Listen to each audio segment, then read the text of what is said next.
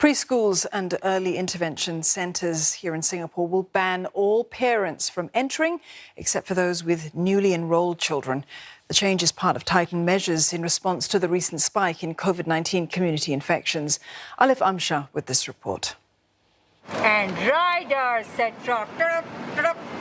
Preschools like this will step up its COVID-19 measures, which include keeping children to groups of 5 for class activities instead of the current 8. Those from different classes are also not allowed to intermingle. Arrangements that are all too familiar to operators, and they are taking it in their stride. I think our starting point is not the same as last year.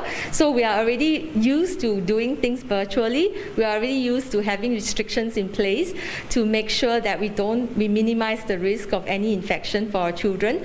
So with these new regulations that come up, we don't foresee much big issues in terms of running operations of the school.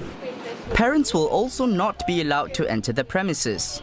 Only those supporting operations at the centre and parents with newly enrolled children can enter, a move that's welcomed by most.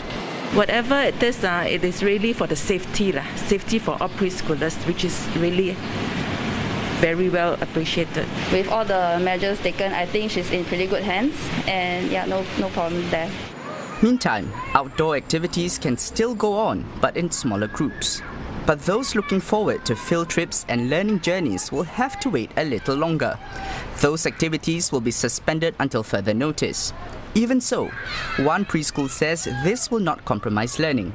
Experiential learning is not limited to field trips, we carry out experiential and hands-on learning within our classroom and outdoor activities, which are opportunities for children to discover new information about the environment, proactively participating in the learning process. Visitors and staff must also use the Trace Together Only Safe Entry Check-in to enter the premises. The device will be set up in all preschools and early intervention centres from 17th May. There will also be more frequent health and temperature checks up to 3 times a day, as well as cleaning of high-touch surfaces.